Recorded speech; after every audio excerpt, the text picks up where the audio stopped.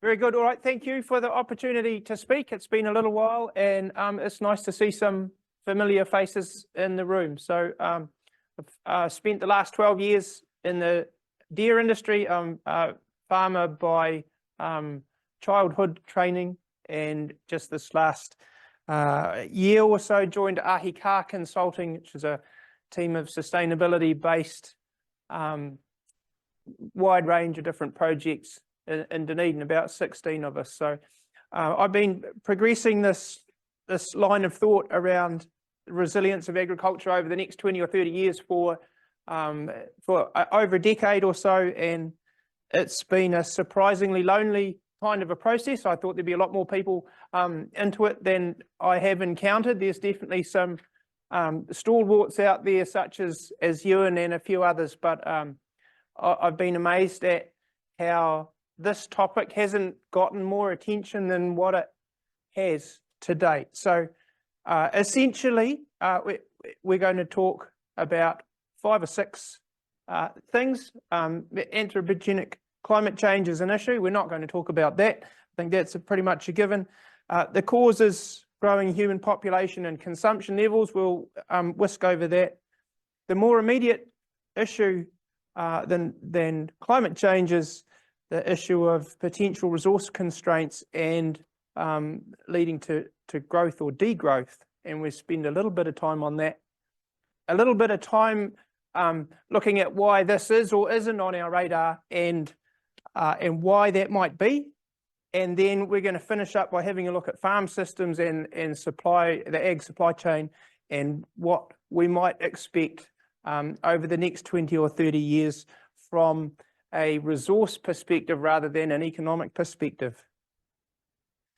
So population, consumption and energy use, we can whiz through this. So this is what the human population looks like over the last 12,000 or so years, and it goes flat, flat, flat, flat, flat, and then virtually straight up. So that, I don't think that's news to anybody, but I don't think it gets as much press as it could do.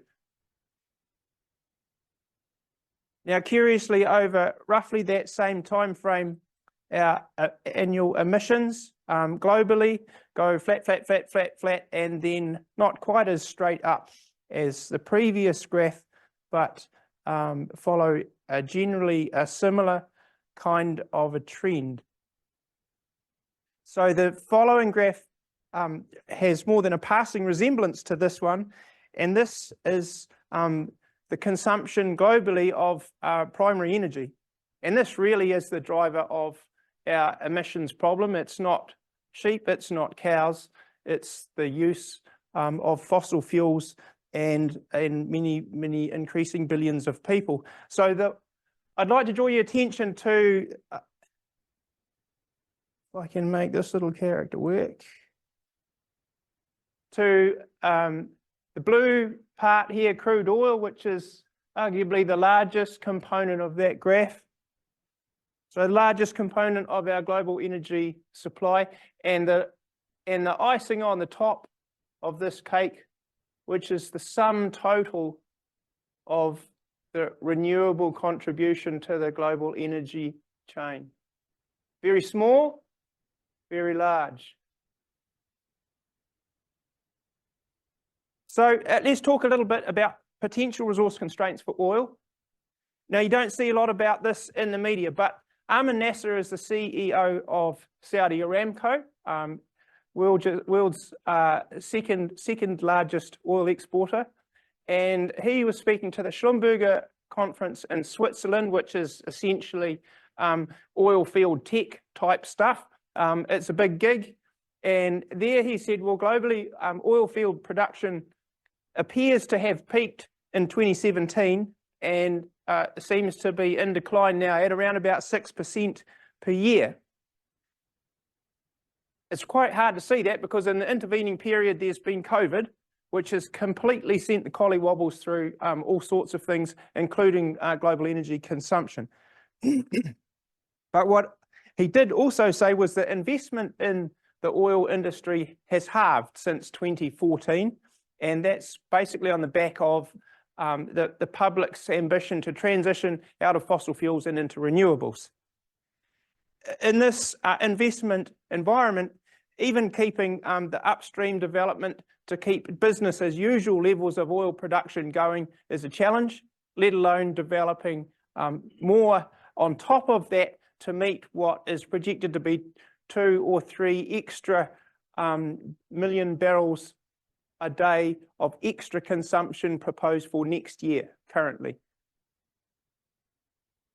Spencer Dale's the chief economist at BP, and I was lucky enough to listen to him a few years ago in Wellington, and he's a very sharp character, and his energy outlook, most recent one, also projects a declining consumption of oil over the next 10, 20 and 30 years. So whether that be by depletion of resource or by transition is not immediately clear, but the couple of the biggest thinkers in the industry are saying that oil consumption is going to go down.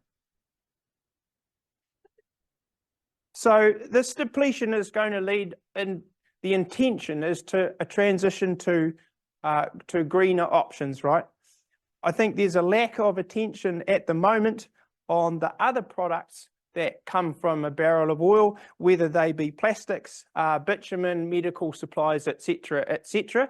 I think that slipped off the radar, and I think that there's some, when you're looking around, there's quite an intense conversation about the challenges that are inherent in this shift from fossils to renewables, right? So let's talk about that a little wee bit.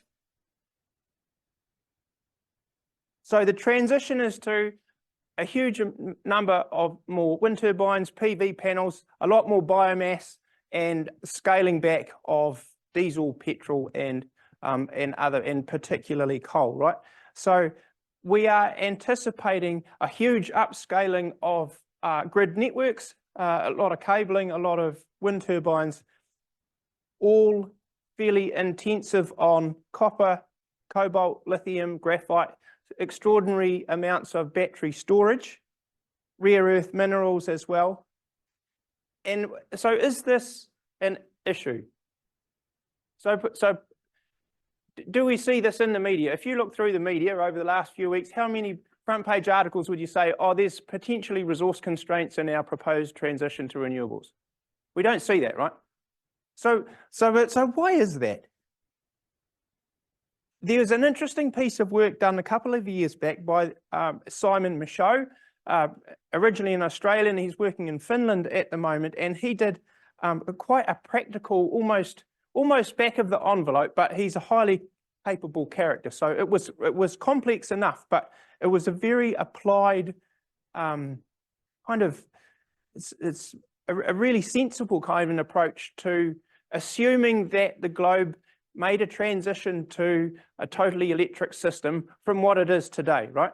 And so his projections on the number of PV panels and wind turbines, battery storage, etc., that we would need to do this, his conclusions were that globally, the known reserves of copper are 20% of what we would need to make that first generation of an electrical system.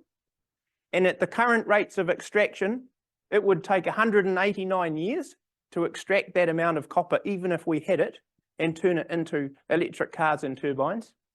Similarly, for nickel, 10% of what we would need to make a global electrical system, and 400 years of mining it to provide all the products.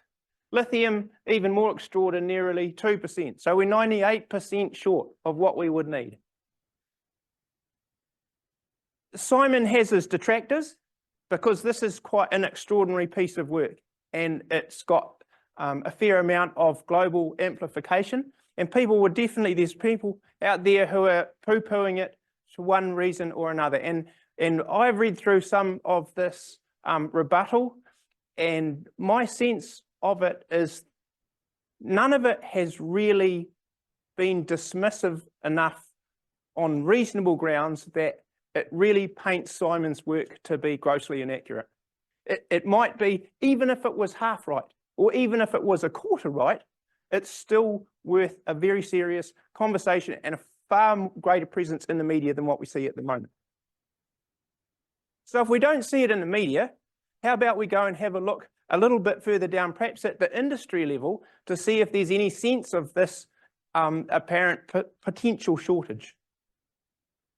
So in this graph, I want you to focus on the red line. So the red line is the reserves of metal held by the London Metal Exchange. So the London Metal Exchange is the global trading platform for non-ferrous metals. So aluminium, particularly aluminium, copper, and a range of others, but those are the primary ones. In 2000, around 10 years ago, sprinkled around the world, there was around about 7 million tons of these ingots of these metals awaiting to be bought by Ford or Tesla or whoever to go and stamp out their next trucks and cars and what have you. So in the intervening decade, it's gone down now to less than 1 million tons in storage. And the projection is, if you follow that trend, well, it doesn't take very long before it goes negative, right? So what do you do if you start running out of stuff on that kind of a scale? I tell you what China's doing. They're going directly to the copper mines. They're not going to the London Metal Exchange anymore, and they are buying the ore directly from the mines and processing it themselves. Okay, so that to me looks like things are going downhill. Let's look at some other pieces of evidence.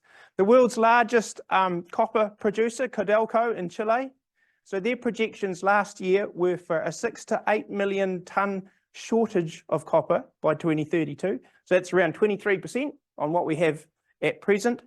And we'd need an extra $100 billion of investment to create 8 new mines, each the size of the world's largest, to meet the shortage that they see potentially coming. So this isn't 2050, this is 2032. Right, we've been talking, right, we need to keep the timeframes in perspective here. These are not long timeframes. Benchmark Mineral Intelligence is a world-leading supply chain and energy transition company. So they're a monitoring type outfit for the materials that are most heavily in demand for transition. So their projections are for lithium, nickel, needle coke, and flake graphite, so key battery bits and pieces, all to run somewhere between 15 and 50% short of demand by 2035. But still, we don't see any sign of this in the media. So there's this long-standing trend of a declining, as our technology has got better with our turbines and our PV panels, the cost of renewable electricity has come down and down and down and down, right? And if you listen to, I forget the woman's name from the, we won't go there. Let's not go there. So it will come down to a point, right, until shortage evidently is going to cause a reverse and this thing becomes more expensive, right? There's a really interesting ethical question to be addressed when the price of renewable electricity is 2 or 3 or 4 times higher than the potential fossil fuel-based electricity. If you have communities that are cold or hungry, and you can remedy that with fossil fuels, where's your decision going to be? We won't worry about that just at the moment. So do we see any evidence that the prices of things are increasing? Well, here's the global inflation according to IMF. Now, is that because we printed $1 squillion of COVID relief money all around the world and tried to bump start the economy? Or is that because Armin Nasser is right and the oil supply is actually beginning to decline and we're not yet ready to transition heavily into those renewable options? And incidentally, the COP28, which is just about to kick off in Saudi Arabia, may have already started, is being chaired. Is anyone of you following this? Being chaired by the oil guy, yeah. And if you follow the media, Sultan Al Jaber, who's one of Saudi Arabia's high-level oil execs, And the greenies are crying foul and saying you cannot possibly have an oil exec running a renewable conference, to a climate change conference, right? It doesn't make any sense. But if you look around in the media, you'll see the reason, the message he is going to be trying to get across, which is they were going to have Armin Nasser do it at the start, but he might have been a little bit too pointed. But the story, the message is going to be the same. And the message is, goodness me, 5 minutes. And the message is we cannot shift across to the green options at the moment because we're not ready to go and we need to keep using the fossil stuff. And that is just going to intensify this debate about how the transition is actually going to play out. Right, I'm going to have to trot along. So New Zealand at least has the projection out for the 2050 based on the ENZ model and the C-plan model. So that's the models that the Climate Commission have used to inform our transition pathway, have assumptions that economic growth is going to continue between now and 2050 at no less than 1.6% per year. GDP is going to increase by 69% between now and 2050. Oil price is going to remain fixed at $60 a barrel, and that the cost of batteries is going to decline by 80%. And if you don't believe me, you can take a picture of that and go to that link because the assumptions that they have underneath that model are there. Similarly, the international models of resource flows are based on economics, and they also feel economic growth is going to continue between now and 2050. So where does this leave farmers and probably more importantly the ag sector? Because we can't consider the farms in isolation, right? We've got to think of ag as our supply chains, and particularly processing, fertilizer, price and availability.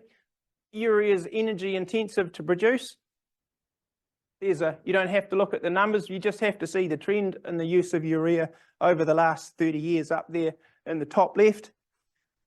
We have nearly 100 dairy factories, all gas hungry or coal hungry, depending on where they are. That's 1.6 million tonnes of milk powder. If you look at what the price of gas did when Russia turned off the taps to the UK and the EU, that's potentially just around the corner. What does our dairy production system look like when gas is 3 or 4 or 5 times the price what it is now? Rural transport and maintenance. We haven't seen any of Tesla's fancy new battery trucks just yet. So farm inputs, particularly the energy intense ones, plastic pipes, steel, concrete stuff, the prices are likely to go up. The availability is likely to be impacted. And if you are farm planning, I would suggest you have at least one scenario in your farm plan that has a what if in this kind of area. Irrigation is 2 to 3% of national electricity consumption. What's the price of that do if the number of electric cars go up 2 or 3 or 4 or 5 fold and there's not enough electrics to go keep those lines, upgrade those lines and provide that extra power? We'll skip over this specialisation, but I think we specialise, and Anna's been talking about that. Like we talk about this, we specialise to the point where Mark, we were talking about it earlier on. It's pretty hard. We're so specialised in what we do now, it's quite hard to back out of that without losing a certain amount of efficiency. But we're going to, as we've just recently been talking about, we need to find a way to talk our way through that. The debt burden's another killer. Pretty hard to move when the bank manager's on your case just to cover the mortgage and you're selling carbon just so that you get by, not to make a profit, just to get by. And the international market behaviour is a total black box. So if you had to summarise that in one word, you'd probably use chaos, right? So planning ahead for it is intensely difficult and looks different depending on where you are in the ag supply chains. But in terms of fundamentally trying to achieve some kind of sustainability, I think you've got to come back to the essence. It's persistence, right? And to achieve that persistence, you're going to want some little bit of flexibility and a little bit of an ability to absorb a bump and not tip over, right? And so that is not being production-wise strung out to breaking point. It's and I take that point that if you're stuck on the debt, then it's very hard to backtrack out of that. But if you have the capacity to ease things back a little bit, I think that would be one of the scenarios that you might explore a little in these farm plans that all the councils are hoping that you have in place by the time you get home after Christmas.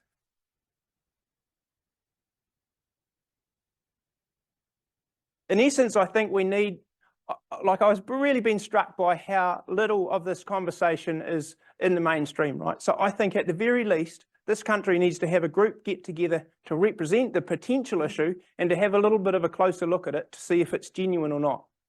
And I think that's prudent. I think it's a no-brainer myself. I think any farm plan should have at least one scenario in it that looks at a what if I had to cut my FERT by perhaps a third or a half. I had to retire some of my less productive land, not because I was wanting to put it in trees, but simply because I'm falling back a little to the more productive areas of my system, and I know I can work those well, and I'm just going to focus on that for a wee bit. So all of those kinds of things need to be considered at least in anybody's business plan, whether it's for Fonterra or whether it's for a farm in Owaka. And I think essentially it's monitor and educate and communicate. So, in brief, I think the immediacy of these things and the timeframes has escaped a lot of people's attention, particularly in Wellington. And it seems to be a blind spot, and I think that blind spot's driven by a reliance on economic modelling rather than resource modelling when we are making projections out to 2050. I think it needs a more closer look at, and we need a group organised to represent it as a potential issue. Getting those people, I'll take a show of hands if anybody wants to be involved, because I tell you, I've been looking around recently. Yeah, Hamish, you're busy enough. But it's actually surprisingly hard to get people to stand up and put their hand up and say, yes, I think this could be an issue, particularly if they're professionally exposed by doing so. I've spoken to people in Wellington who I've got a first connection with, and when I start talking about this topic, they say, can we please switch to my personal email because I don't want to continue this under my MPI email or what. The models we're currently using to project out to 2050 have some extraordinary assumptions in them, and we need to fiddle with some of those and rerun those models and just see what comes out. Thank you.